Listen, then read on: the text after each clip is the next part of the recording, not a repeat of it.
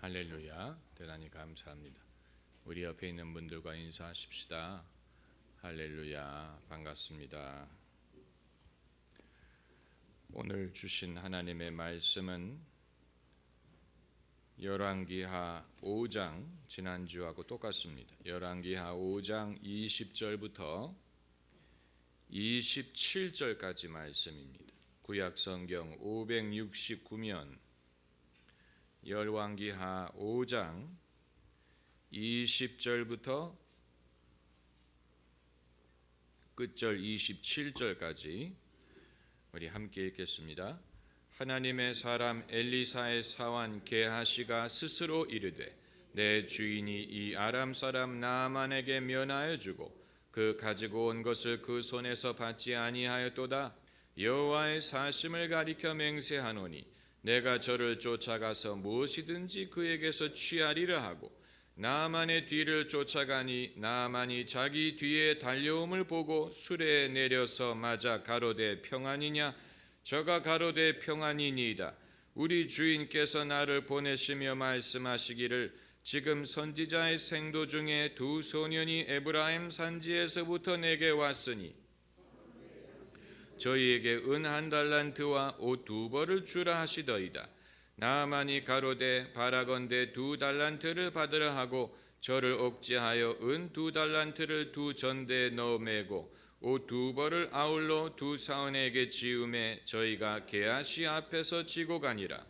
언덕에 이르러는 게하시가 그 물건을 두 사원의 손에서 취하여 집에 감추고 저희를 보내어 가게 한 후 들어가서 그 주인 앞에 서니 엘리사가 이르되 게하시야 내가 어디서 오느냐? 대답하되 종이 아무데도 가지 아니하였나이다. 엘리사가 이르되 그 사람이 수레에서 내려 너질 마를 때 내 심령이 감각되지 아니하였느냐?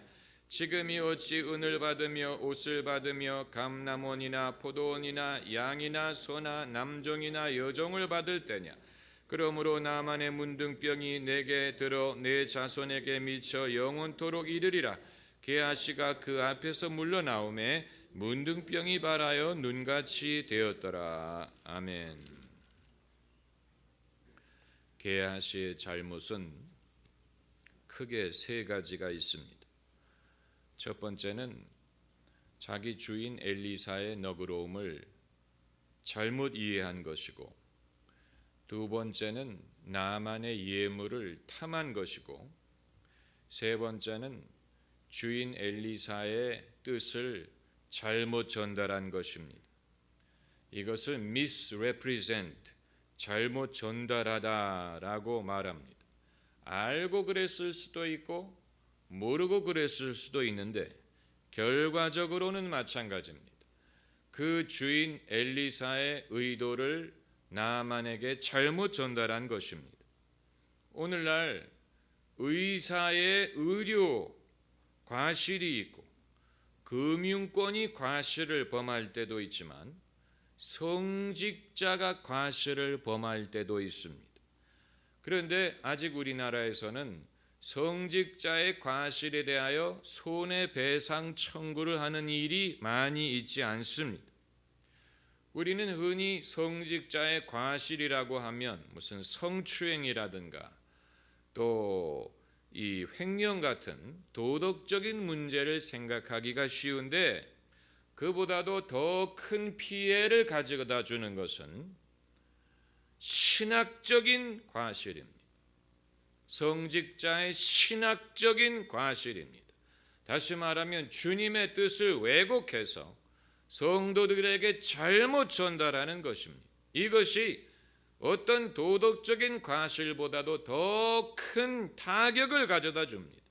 이것은 그 근원에 무엇이 있냐면 주님의 은혜를 이해하지 못한 것이 있습니다. 그래서 은혜를 은혜로 여기지 않고 은혜를 율법의 빌미로 삼은 것입니다.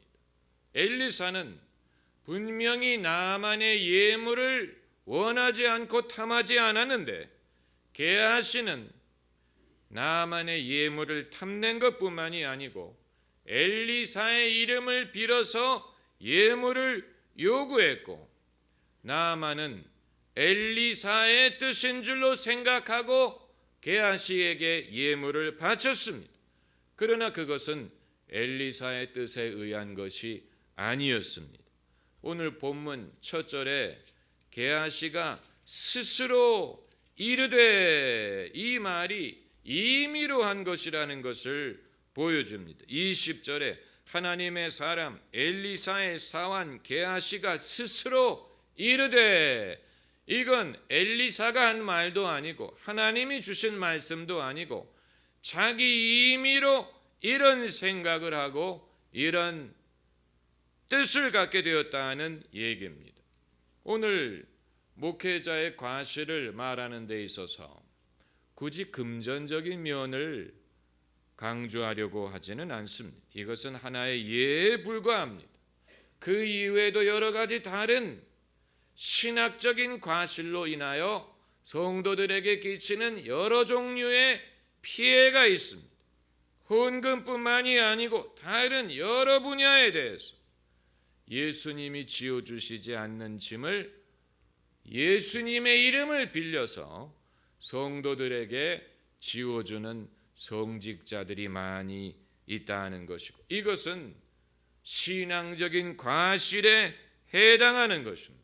은혜를 은혜로 여기지 않고 거기에 성직자 자신의 율법적인 해석을 덧붙인 것입니다. 덧붙여도 안 되고 물론 빼서도 안 됩니다. 다시 말하면 주님이 엄하게 말씀하신 것을 성직자가 물을 타서 그 강도를 줄이는 것, 그것도 잘못하는 것입니다. 그것도 주님의 말씀을 잘못 전달하는 것입니다. 그런데 우리가 분명히 알 것은 무엇이 엄하고 무엇이 느슨하냐를 우리가 잘못 생각하는 경우가 있습니다. 주님의 은혜의 메시지가 결코 느슨한 메시지가 아닙니다. 그건 상당히 엄한 메시지. 왜냐하면 은혜의 메시지가 말하고자 하는 요지는 너희의 의로움으로 너희 죄를 덮을 수 없다.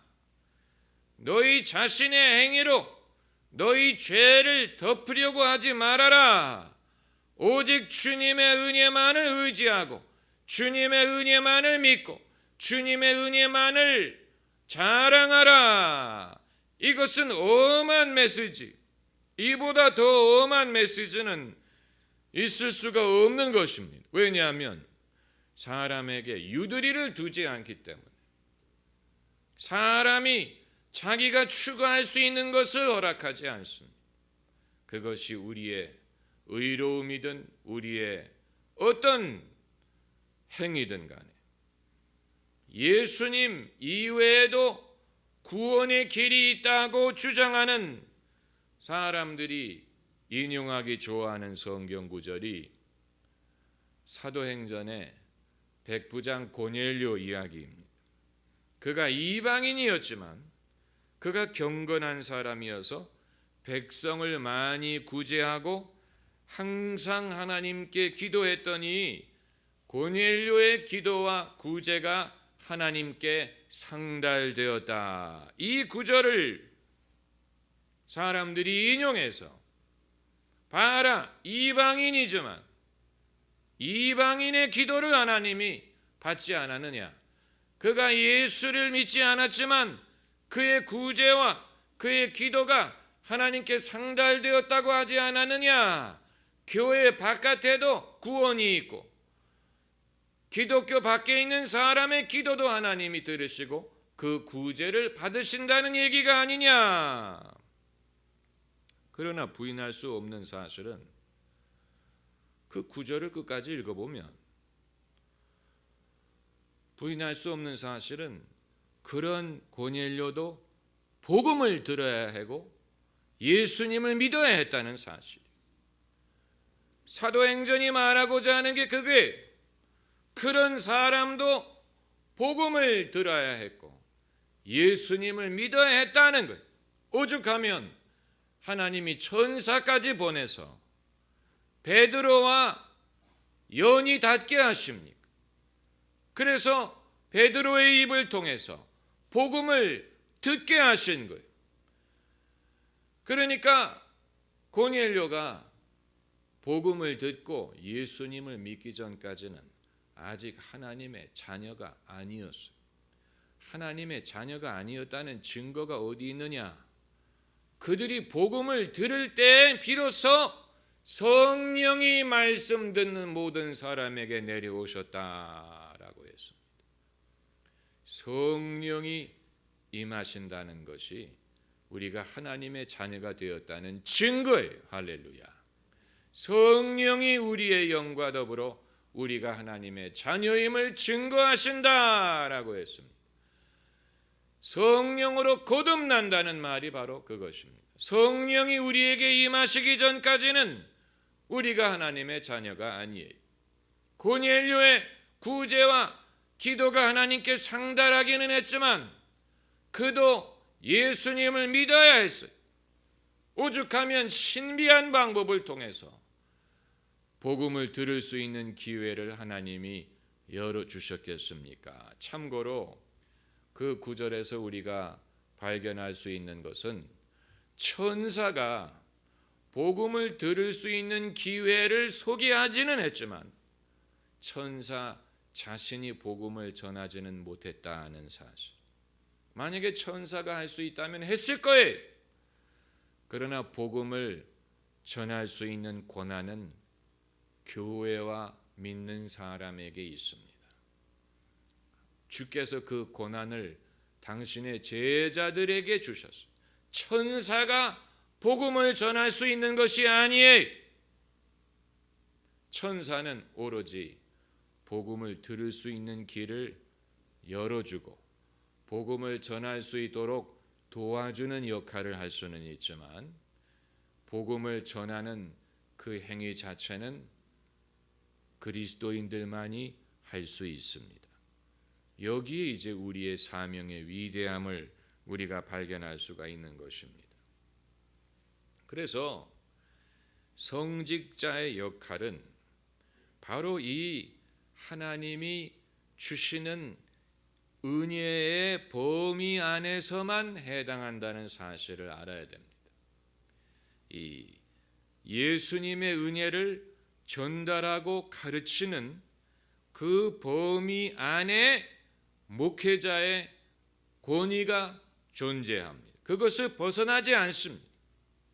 그 은혜를 전달하고 그 은혜를 가르치는 한 목회자에게 권한이 주어지는 것이지만 그것을 목사가 게하시가 한 것처럼 스스로 임의로 벗어나 가지고 주님이 요구하지 않은 것을 성도들에게 요구하기 시작하면 그것은 하나님이 주신 권한의 범주를 벗어나는 것입니다.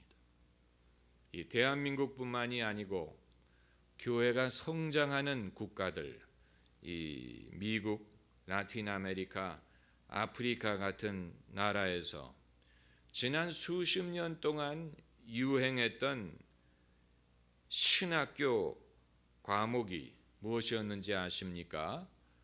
교회 성장학, Church Growth, 교회 성장학이라는 과목이 지난 20-30년간에 처음 소개가 됐습니다. 교회 성장학은 신학과 사회학과 마케팅 이론을 접목한 것입니다. 그래서 어떤 교회가 성장을 하고 또 어떤 노하우가 성장에 도움을 주느냐, 이것을 연구해서 교회 성장의 사례를 연구해서 어떤 원칙을 찾아내려고 하는 그게 교회 성장학입니다. 그런데 교회 성장학이 당연하다시피 가르친 것 중에 하나가 무엇이냐면 성장하는 교회에는 목사가 절대적인 권위를 행사한다는 것이었어요. 그걸 일부러 가르친 것 같지는 않고 연구를 하다 보니까 그런 결론을 내린 것으로 보입니다. 그런데 문제는 그것을 배운 신학생들이 그럼 나도 교회를 성장시키기 위해서는 절대적인 권위를 행사해야 되겠구나, 이런 엉뚱한 결론을 내린다는 사실. 그러니까 기존에 성장하는 교회의 공통점이 이렇다라는 것이, 그럼 나도 성장하는 교회를 목회하기 위해서는 그렇게 해야 되겠구나라는 것은 별개의 문제, 그건 별개의 사실이. 이것이 많은 목회자들로 하여금 권위를 남용하는 그런 결과를 낳게 됩니다. 그래서 마틴 루터가 로마 교황의 권위의 남용을 비판함으로 종교개혁이 시작이 됐는데, 개신교는 목사의 권위를 교황의 권위처럼 극대화시키려고 했어요. 그래서 애초에는 개혁의 주체로 시작한 개신교 교회가 이제는 무엇이 됐어요? 개혁의 대상이 됐다. 과거의 가톨릭 교회를 그대로 닮아갔어요. 목회자의 권한이 점점 커져가지고 이제는 목사님이 하시는 말씀은 다 옳고 다 주님의 말씀이고 주의 종이 하는 것은 반드시 옳다, 이런 이상한 결론을 낳게 돼서, 그래서 이 나아만, 이 게하시가 나아만에게 행한 것처럼 자기 주인이 요구하지 않은 것을 성도들에게 요구하고, 그것을 주님의 이름으로 요구하고, 자신의 권위를 그런 식으로 성도들에게 무엇을 요구하는 것을 통하여 자신의 권위를 세우고, 점점 더 그 부수적인 영역이 넓어지게 됐지요. 이 나아만은 이미 주님의 은혜를 입었기 때문에 과연 당신이 하는 말이 정말로 주님이 하신 말씀이냐를 따질 수 있는 입장이 아니에요. 무슨 말인지 아시겠죠? 이미 큰 은혜를 입었기 때문에 나아만은 이미 문둥병이 나았어요.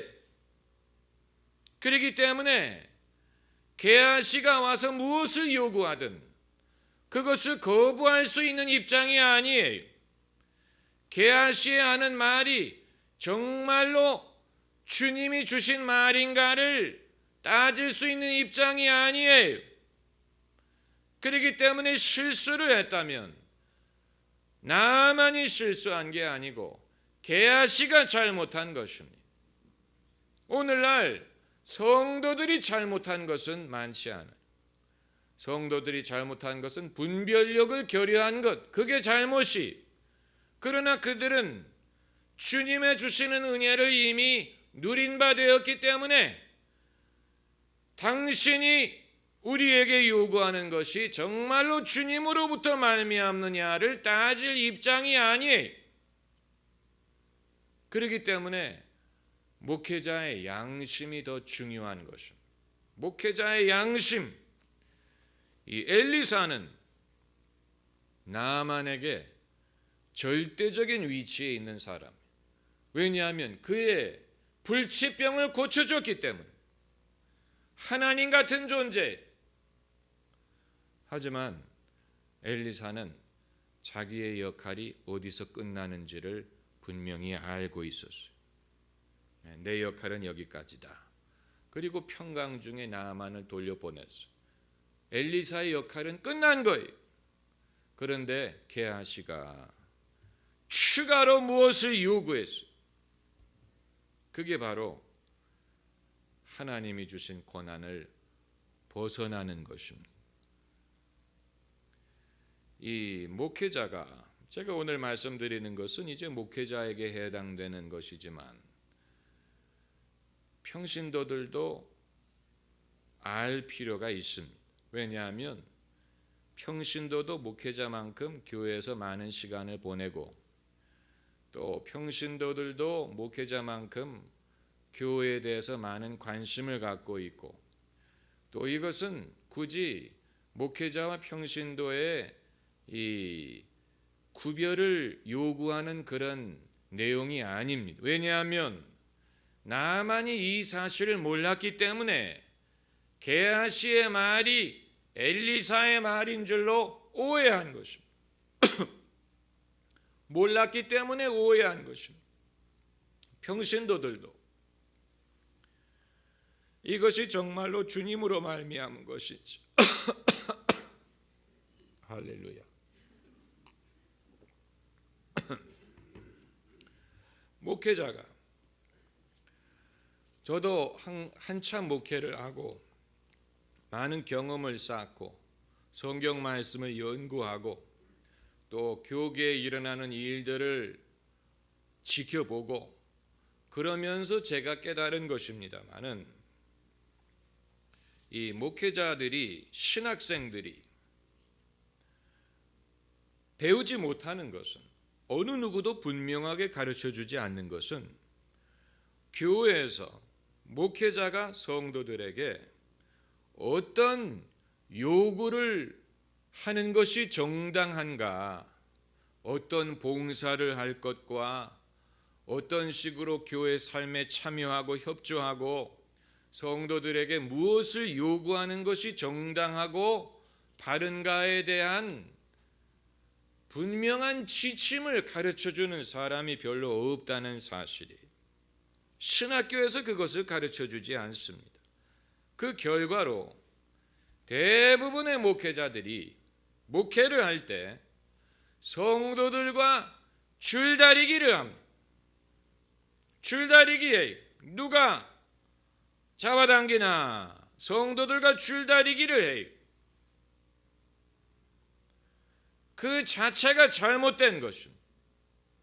목사는 성도들을 먹이면 돼요. 말씀의 꼴을 먹이면 돼요. 그러면 성령과 하나님의 말씀이 성도들을 변화시켜요. 그런데 목회자들이 그것으로는 부족하다고 생각하기 때문에 뭔가 성도들에게 이런저런 요구를 하기 시작하고, 성도라면 이렇게 봉사해야 되고 이만큼 기도해야 되고 이런 것을 해야 되고 저런 것을 해야 되고 그래야 되지 않냐, 이렇게 생각하기 때문에 성도들과 줄다리기를 하면서 목회자가 생각하는 어떤 결과에 이르도록 애를 쓰는, 그런데 그것이 목사들에게도 힘이 들고 성도들에게도 부담이 됩니다. 그래서 일반적인 목회 모델은, 목사는 빚쟁이와 같아요. 채무자들을 쫓아다니는 빚쟁이처럼, 집사님, 성도님, 권사님, 왜 어제 새벽기도 빠졌어?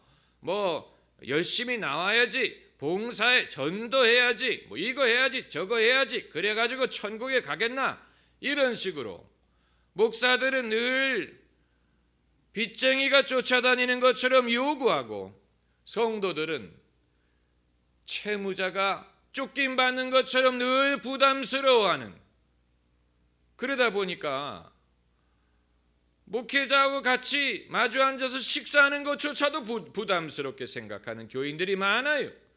물론 이게 거의 여러 가지 이유가 있겠지만 늘 야단 맞을 줄로 생각하고, 목회자 입에서 나오는 말은 당연히 나의 부족함을 드러내는 말, 나의 죄를 지적하는 말, 나에게 더 많은 믿음과 더 많은 순종과 봉사를 요구하는 말이라고 생각을 하는데, 여러분, 그 생각 자체가 잘못된 것입니다. 그런 식으로 해서 성도들을 변화시킬 수 없습니다. 성도들의 진정한 변화는 그렇게 일어나지 않습니다. 그러므로 목회자가 교인들을 어떤 통제의 대상, 관리 대상으로 생각하는 데에 문제가 있습니다. 관리라는 말은 교인 관리, 새신자 관리. 여러분, 관리라는 말은 소년원에서 쓰는 말이에요. 소년원이나 형무소에서는 재소자를 관리합니다. 그러나 교회는 성도들을 관리하는 데가 아니에요. 관리한다고 여러분이 관리를 받지도 않아요. 신앙은 관리를 통해서 성장하지 않습니다. 관리라는 말은 적절하지 않습니다. 성도들은 양이에요. 목사는 양을 먹이면 돼. 예수님이 분부하신 대로 내 양을 먹이라, 내 양을 치라. 이 말은 내 양을 보살피고 먹이라는 뜻이, 그들을 도우라는 뜻이, 그들이 믿을 수 있도록 도우라. 어떻게 하면 믿을 수 있도록 도울 수 있습니까? 말씀을 가르침. 왜냐하면 믿음은 말씀을 들음에서 오는 것이기 때문에 성도들이 믿도록 돕기 위해서는 그들에게 말씀의 꼴을 부지런히 먹이면 됩니다. 성도들을 변화시키는 것은 하나님의 말씀과 성령이, 여기에 대한 분명한 신뢰가 있어야 됩니다. 만일 하나님의 말씀과 성령을 신뢰하지 않는다면 그 사람은 하나님을 믿지 않는 것입니다. 사람의 방법으로 영적인 변화를 불러일으킬 수 없습니다. 목회는, 교회는 목사가 성도들을 잘 구슬려서 목사가 원하는 어떤 목적을 이루게 하는 단체가 아니에요. 그걸 분명히 알아야 돼요. 그건 독재국가나 관료주의 국가에서나 발생하는 일입니다. 우리는 싱가포르 같은 나라를 독재국가라고 보지 않습니다. 싱가포르는 상당히 자유스러운 나라로 보입니다. 그러나 그 속을 들여다보면 상당히 국민들을 통제하는 국가입니다. 작은 국가고 그 국민들, 시민들을 엄격하게 오죽하면 껌을 씹는 것 자체로 벌금을 물게 하지 않습니까? 껌을 씹는 것이 불법이. 왜냐하면 껌을 사람들이 뱉어가지고 길바닥에 껌이 붙는다는 이유로, 사실 우리나라도 그렇게 하면 얼마나 좋겠습니까? 상상이 됩니까? 당장 껌을 씹는 것을 불법화하면 사람들이 들고 일어날 거예요. 나에게 껌 씹을 권리를 달라. 그런데 싱가포르에서는 그게 통해. 교통량을 줄이기 위해서, 우리나라는 지금 자동차를 계속해서 팔고 광고하고 저마다 자동차를 사고 그 자동차를 몰고 길에 나오기 때문에 밖에 나가면 주차장이에요. 주차장. 도대체 관리가 되지 않아요.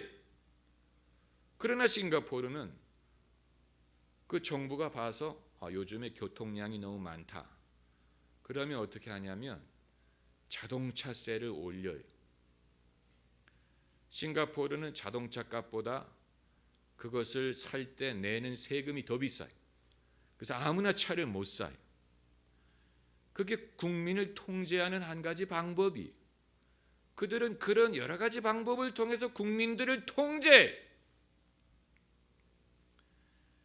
그들의 행동, 소비 성향, 정치적 활동, 이런 모든 것을 모니터링합니다.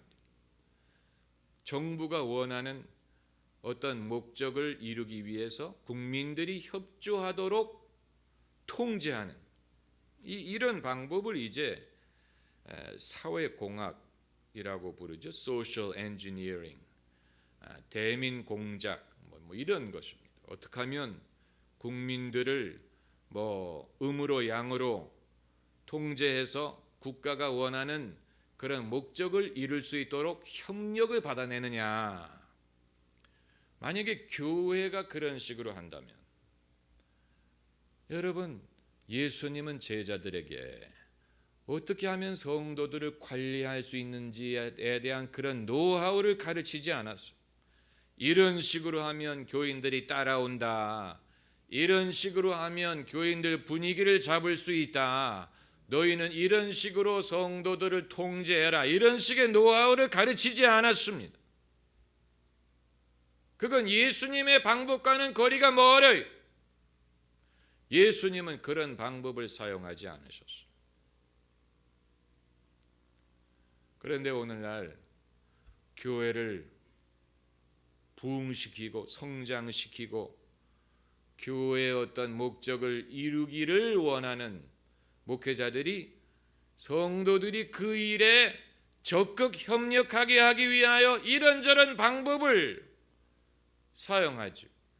안 할 수는 없어요. 아무런 방법도 없을 수는 없어요. 교회 학교에 처음 간 학생에게 인사도 안 시키고 자기소개도 안 시키고 무슨 선물도 안 주고 그러면 정내미가 떨어지지. 적당한 방법은 있어야 사람들이 좀 마음을 붙일 수도 있고 관심을 가질 수도 있습니다만은 상식을 벗어나면 안. 이 인터넷에 올라온 어느 서울의 아주 큰 교회가 새신자에게 처음 교회를 찾아오는 사람들에게 주는 사은품을 소개하는 포스터가 있는데, 그 교회는 사은품을 얻기 위해서라도 가야 되겠다. 밥솥, 프라이팬 이런 거를 사은품으로 줘요. 이마트 저리 가라. 그 새 신자들에게 프라이팬 세트를 주더라고. 이건 상당히 아마 예수님이 그 방법을 보시면 감탄하실 거예요. 내가 2000년 전에 이 방법을 알았더라면 제자들에게 알려주었을 텐데 너는 어떻게 이런 방법을 터득했느냐. 예수님이 놀라실 거예요. 그 교회는 사람들이 프라이팬 받으러 갑니다. 약간 좀 이상하지 않아요? 뭔가 좀 이상하게 생각이 돼. 약간 좀 이상하게 생각이 돼야 정상입니다. 이상한 교회. 하나님의 은혜를 별로 신뢰한 것 같지 않아요. 사람이 한번 예수님의 선하심을 맛보게 되면 오지 말라고 해도 교회를 오고 신앙생활을 할 수 있다고 믿지 않는 것 같아요. 예수님만으로 부족하다고 생각하는 것 같아요. 그렇기 때문에 거기에다가 프라이팬을 추가하는 거예요. 그래야 사람들이 올 줄로 생각을 하는 모양인데, 이미 대형교회예요. 그런데도 그렇게 하는 것을 보면 참 인간의 욕심은 한도 끝도 없다는 것을 보여줍니다. 이미 대형교회, 그 교단에서 제일 큰 교회 중에 하나예요. 그런데도 그런 방법을 쓰는 것을 보면 이게 정말로 사람들의 영혼을 구원하기 위한 것이냐, 아니면 인간의 자랑을 위한 것이냐. 여러분, 저만 이 생각을 하는 것이 아니기를 바랍니다. 이건 주님만으로 부족하냐? 과연 사람이 은혜를 받으면 그것으로 충분히 예수님을 따라갈 만한 동기가 되지 않느냐 하는 중대한 질문이 되는 것입니다. 사람이 주님의 은혜를 경험하면 그것만으로 일평생 주님을 따라갈 만한 충분한 이유가 되지 않느냐. 거기다가 프라이팬을 더해야 되느냐. 우리가 깊이 생각해야 되는 문제예요. 나아만은 이미 변화를 경험했어요. 그래서 그가 떠나가면서 뭐라고 말했습니까? 내가 여호와 이외에 다른 신에게는 섬기지 않겠다 약속하고 떠났어요. 이미 나아만에게는 충분한 변화가 일어났어요. 그는 하나님의 은혜를 깊이 경험했고 그것이 그 일평생 변화를 일으켰어요. 그리고 엘리사는 그것으로 족하게 여기고 평강 중에 그를 보냈어요. 그런데 게하시가 쫓아가서 그것으로는 부족하다고 생각하고 쫓아갔어요. 그것으로 부족하다. 우리 주인이 저 사람을 면하게 해 주었다. 그래서 쫓아가서 추가로 무엇을 요구합니다. 이것은 엘리사도 요구하지 않은 것이고 당연히 하나님도 요구하지 않은 것이고 인간의 은혜를 이해하지 못하는 인간이 영적인 지도자의 입장에 있을 때 얼만큼 하나님의 뜻을 왜곡할 수 있는가를 보여주는 아주 좋은 예가 되는 것입니다. 기도하십시다.